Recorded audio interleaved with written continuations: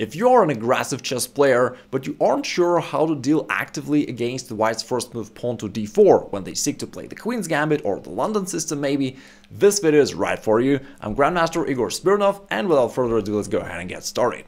We're gonna use a bit paradoxical and unusual Charlick Gambit, which starts off with you sacrificing the pawn here on e5. And the first good thing for you is that there is no London system anymore. So if your opponent has always been playing this, he just can't use it. He can't play bishop f4. Although, a fun fact, there's more than 1 million games in the database when white still played the move bishop f4 here. Probably they pre-moved it, and so then you just win a bishop and win the game. But of course, in most cases, your opponents will play a more normal move. They'll capture the pawn, and then you play pawn d6, offering your opponent to keep taking pawns. And as a result of that, you get a position where you're ahead in development, you've got two active bishops, and you have a very simple attacking plan, which you're going to use in pretty much every variation. I'm going to show you different lines so that you know exactly what to do, but basically you've got a very simple, straightforward plan. And the plan is to develop your queenside pieces and to castle there, which gives you a very simple attack. For example, if white plays knight f3, develops casually, you play knight c6. Your idea is to get these pieces out because you want to castle queenside. Therefore, we start off by developing your queenside pieces. So you play knight to c6 first, white develops somehow, then you go bishop g4, putting the bishop out, white usually plays pawn e3, and then there's the final piece that you gotta get off the way, which is queen e7, getting ready for castling on the next move. White usually plays bishop e2 to neutralize this pin, and then you castle queenside. And here's the point of your plan. You can see that within just a couple moves you reached a very nice attacking position, and it's already not that easy for white to figure out what to do. For example, your rook here standing opposite to this queen, and if white carelessly castles kingside, you can actually make use of this tactical motif. By playing bishop takes h2, you can do that right away, or it's a little easier to trade on f3 first, and then play bishop takes h2, and on the next move, you win a queen right here. In fact, you're going to win a lot of games in the exact this way. If your opponent doesn't fall for this trap, we have many more aggressive options here just as well. In fact, I recorded a video about this opening some time ago, and you guys sent me a lot of positive feedback about it. But you also asked me a lot of questions, and that is why I decided to record the second version of this video, improved and revised, answering all of your questions. So there we go. Okay, what if your opponent spots this tactical weakness and decides to cover his queen by playing bishop to d2. Then, well, you just continue your development, simply knight f6. Anyway, your opponent will need to castle, and here you play a nice attacking move, pawn to h5. Since your kings are castled to the opposite sides, it's natural for you to start developing your attack on the king side. And h5 is a very useful move in different ways. For example, if your opponent does nothing, or whatever basically, he tries to do the same on the queen side, for instance, then you've got a very nice combo that wins the game on the spot. So it starts off with bishop takes f3, which vacates this g4 square for your knight, and then it's a common Greek gift sacrifice, bishop takes h2. Now the king has to go, and here comes knight to g4 check. Now we see why it was important for us to have our pawn here on h5. Knight g4 move delivers check to the king, and our queen is ready to join the party. And if white captures it, then after a pawn recapture, our rook is opened here, and it delivers one more check. The king has to go, and here we line up our pieces along the h-file, and we're ready to checkmate white on h1, and white is defenseless. If they try to create an escape square here on f2 for their king, we'll lock it with the move pawn to g3, and then queen h1 is inevitable. Let me cover one more line, because opening moves of the Charlick Gambit are pretty simple. You're going to play all these moves, developing your queenside pieces and castling queenside pretty much all the time. So the question you may have is how to play this early middle game. What is your plan? And your plan here is to target this king. Now, we covered that if white plays almost whatever, you have this Greek gift sacrifice after a trade on f3 first, and then you play bishop takes h2. What if he plays pawn h3 himself? Well, first of all, that's not even a threat, because white does not really want to capture here, because then you recapture with your pawn, opening up the h-file for your rook, and we have already seen the deadly effect of this combo. But here you can also force things. You can trade on f3 first, eliminating the only defender of this king, and then you play queen e5, creating a battery along this diagonal, threatening queen h2 checkmate. And even if white tries to cover, you can break open it by playing pawn h4, threatening to capture it, opening the h-file, and this pawn can never move, because if it ever moves, you play queen h2 checkmate, right? It's supported by your bishop. And therefore, white is already lost here, basically. Let's take a look at a couple other options that your opponent can try against you. Let's say that here white plays knight f3, knight c6, knight c3, you still develop your queenside pieces, and here instead of playing e3, which we have just covered, let's say he decides to play the same move bishop g5, attacking your queen. What are you going to do then? Well, the point is, you do not have your knight here on f6, and therefore bishop g5 is not a pin, and you can just play pawn f6 and kick this bishop away. Therefore, bishop g5 is actually kind of completely useless for white here. The bishop has to go back, and then you play all the same stuff, queen e7 and then castle queenside. This bishop on h4 does nothing. In fact, if anything, it rather helps you, because in the future after a castle, you can actually start this pawn assault on the king side, and this bishop will give you some extra tempos. So it's actually misplaced. In this game, they played bishop g3, decided to at least trade it off. Black castled queenside following his plan, and now after the trade on d6, this rook is coming into play, attacking the queen right here. And after queen to c1, we need to develop the knight, therefore knight h6 was played here, and now white feels really uncomfortable. White is pretty much undeveloped while you are ready to rock and roll. And, this bishop is putting pressure here, so white king is still centralized. White decided to play queen f3 and trade off queens, perhaps hoping that that'll slow down your attack and at least you can checkmate him. The black played a blunder move knight b4, saying, hey, okay, I don't care. White happily grabbed the queen, but then knight to c2 turned out to be a beautiful checkmate. Okay, in the following game, white decided to kind of model you. They also said, okay, if you want to castle queenside and develop your queenside pieces first, let me do the same. And we know that bishop g5 doesn't really work because you just play f6 and kick it off right away.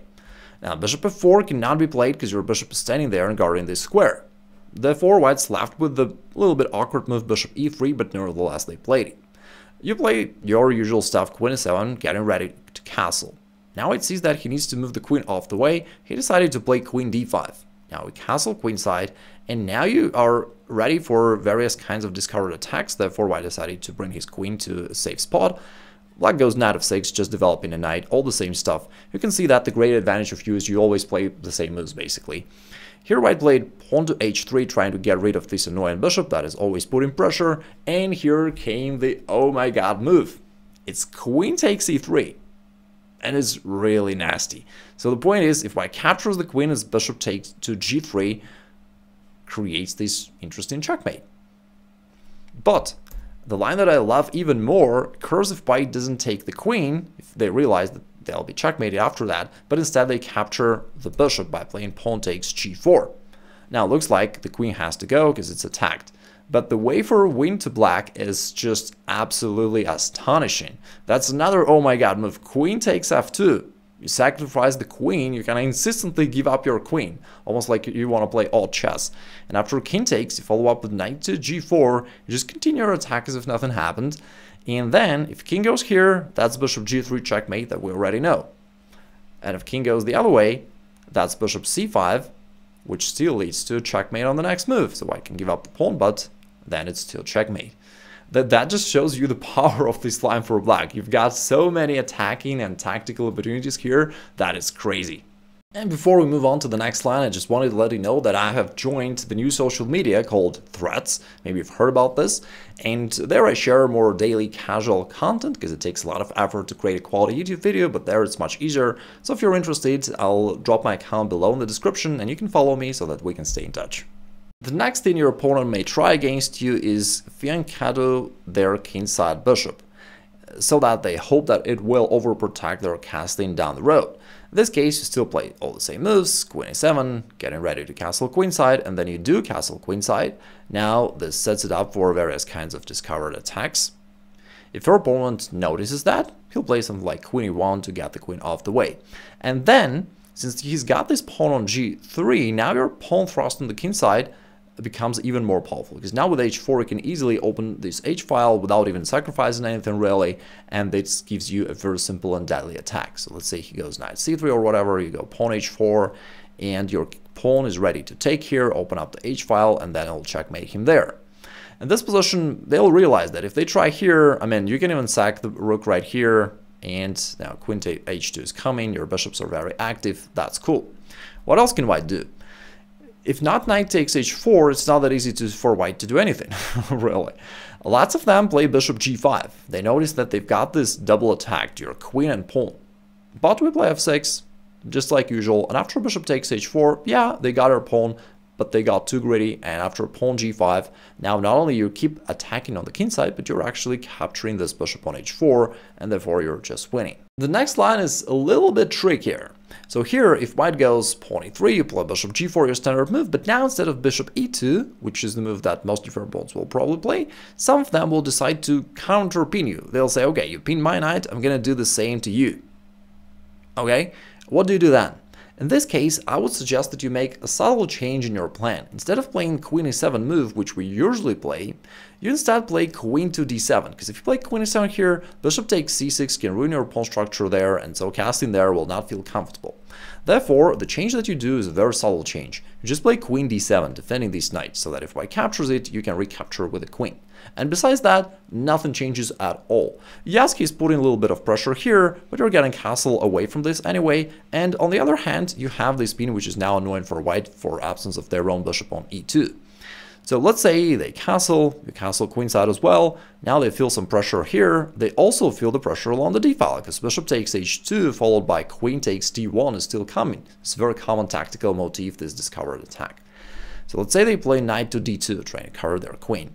You just go knight f6, continuing your development. Your plan is plain simple as usual, you're probably gonna push your h-pawn forward, and if they ever try pawn h3, now thanks to your queen on d7, you've got an additional tactical opportunity. Instead of playing h5, which is a usual thing, or dropping your bishop back, you can actually play bishop takes h3, and he's basically done. Because if he accepts the bishop sacrifice, your queen comes into play, and you can see that this king cannot be defended. Like, so far, temporarily, the knight guards this square h2, so you cannot play queen h2 just yet, but you can go knight g4 and then bishop h2, and there's nothing white can do to stop that, so that's an additional tactical opportunity that you've got here to win the game. By the way, I hope that you don't feel overwhelmed by now, because although I'm sharing with you different variations, you can see that basically your plan remains to be the same all the time. Plus, don't forget that your opponent knows nothing about this opening whatsoever. Therefore, even if you remember 5% of all these variations, you'll still be way ahead of your opponents. And finally, you can use this video as a playbook, right? You can save it for the future so that when you play this opening, and if you have any questions, you can always return back and see what was the right way to play it. So this way, after a little bit of practice, you'll start playing it perfectly. All right, let's continue. Another thing that your opponent may try doing here once you play bishop g4 is playing h3 right away, before they castled. Okay, and as you go bishop h5, they'll try to chase your bishop away by playing pawn to g4. Then, of course, you go bishop g6, let's say they play bishop g2, this advanced fianchetto, and you play the same stuff, queen e7, getting ready to castle, and after they castle, you do the same. Bishop h2 is still coming, threatening rook takes d1 on the next move. So let's say they play queen e1, you go knight f6, so again, nothing really changes. Your bishop on g6 here actually is doing a good job threatening this pawn, so that in some variations you can just go ahead and capture it, or maybe you can jump with your knight over there and capture it this way, which will be even stronger, because then it will fork the queen and the rook. Therefore, this position of your bishop on g6 versus g4 gives you some additional opportunities as well. And another cool thing about this is that once white plays something, you can then play h5, making use of this exposed pawn on g4, which makes it super easy for you to open files on the king side. And again, I don't even see any way out for white, because you're threatening to just capture it. If they capture themselves, you recapture with the rook, putting a lot of pressure here. This pawn is weak. Again, it should be really easy for you to develop a winning attack this way. Alright, just to sum up, I think it's pretty clear. In the main line of this Charlick Gambit, named after the Australian champion Henry Charlick, you develop your queenside pieces, attack, and celebrate. Celebrate your victory. That's it. Now, let's go back to the beginning and let's see if your opponent tries to somehow walk away from this and deviate from the main line somehow. Let's say they refuse to take here, but they instead play a pawn to d5. Well, then, it's even easier for you, because you're not a pawn down anymore, plus you have this really juicy square on c5 for your bishop, where it can put long-term pressure onto your opponent. They usually go c4, just as they normally play in the Queen's Gambit. You can go knight f6, and then just develop casually. Again, this bishop is your long-term friend, helping you to develop your attack in the middle game. Or, if they try pinning your knight, you can make use of this right away. You can even play knight e4, sacrificing your queen, and if white captures it, bishop takes f2 leads to a very nice checkmate. Another way for your opponent to deviate from the main line here after pawn captures and pawn d6 is not to capture this pawn on d6, but instead they may wish to defend this pawn on e5, let's say by playing knight to f3. And now you've got options. I mean, basically you can just go knight c6, put more pressure onto this pawn, and the vast majority of your opponents will simply take here, getting back to the main line. A little problem that may arise if you're facing a more advanced and experienced opponent is if instead of capturing over here they play bishop g5, that kind of ruins your strategy, because now, I mean, there's no normal way for black to deal with this attack, and that's a little annoying. Again, there are very few folks who will find that move, so I wouldn't worry about it too much, but if you want to be like really sophisticated, then here in this position, instead of knight to c6, just play bishop g4 first. You simply reorder your moves a little bit. Your plan does not change at all. You're going to play knight c6 on the next move anyway. But the point of this move is that if white now go bishop g5, hitting your queen, you've got a comfortable square on d7 for the queen. And notice that thanks to your bishop on g4, it is not locked behind the queen. It's standing there on its right place. And then on the next moves, anyway, at some point your opponent will capture there. If not, you'll play knight c6 and capture it yourself. And after that, that just transposes basically to the main line. We play all the same moves, e3. This bishop temporarily cuts us off from our castling queenside, but you can just play f6, push it away, and then you castle queenside anyway, and life's good, because here, after bishop e2 or whatever, like in the future, you can always push these pawns forward using the fact that this bishop gives you extra tempos. If you're ever worried that, you know, the rook does not hit the queen, you can just play queen e7 anytime you want and basically get back to your normal position that you're familiar with. So that's not a problem at all. It's just a little sophisticated way for you to play against a really experienced opponent. And here's how you're gonna beat really advanced chess players. An advanced chess player may here play a bishop to f4, because the idea is not only they defend this pawn on f4, but they're actually putting more pressure here, threatening to capture this pawn on d6 by themselves. And it looks like you're in trouble, because you don't want to just trade there and allow this exchange of queens. You certainly don't want that. So here's how you beat chess nerds. You go knight c6, initially kind of pretending like you give up to white capturing this pawn on d6 that way, but then you shock your opponent by playing queen to f6. It's a very useful move to remember here. From here, it hits this bishop on f4. It also attacks this pawn on b2, and therefore indirectly this rook on a1 just as well. And most of your opponents will chicken out and play bishop to c1. That's the most common move in this position. And then you just return back to your usual stuff. Bishop takes d6, and after that you return to like the usual development. Life's good. Various kinds of discovered attacks are over here, and in fact you just got a couple extra tempos for your development. This will be even better for you. Actually, the second most played move by white here in this position is the move c4, which looks strange to me. It's actually a bad move for white to play, but they play it anyway. Maybe just because that's the standard move in the Queen's Gambit, and they're kind of playing it regardless of you playing pawn a5. The drawback of this move pawn to c4 is that after this simple exchange on d4, you gain a tempo by attacking this queen. And now it has to go probably back. And after knight f6, you're already slightly ahead in development, and you've got a very comfortable position here.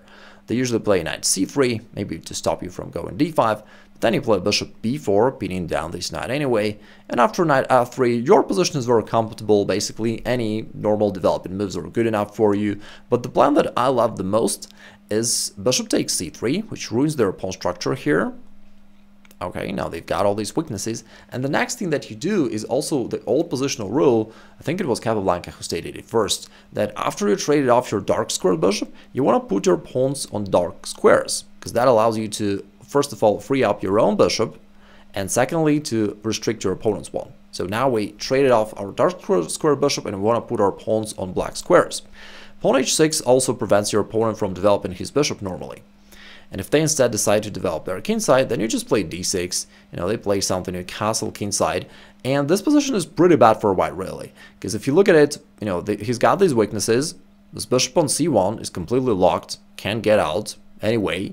And basically, it's already strategically winning for you. Of course, it will require some work and not handing a piece in one move later on, but basically, black is much better. By the way, if you want to brush up your positional understanding, feel free to check out my free masterclass where I go more in depth into that subject, because it's really one of the most important subjects of chess. And of course, if you have any questions about this opening, drop them in the comments below and I'll be sure to follow up. Now go crush them, and I'll talk to you in the next videos.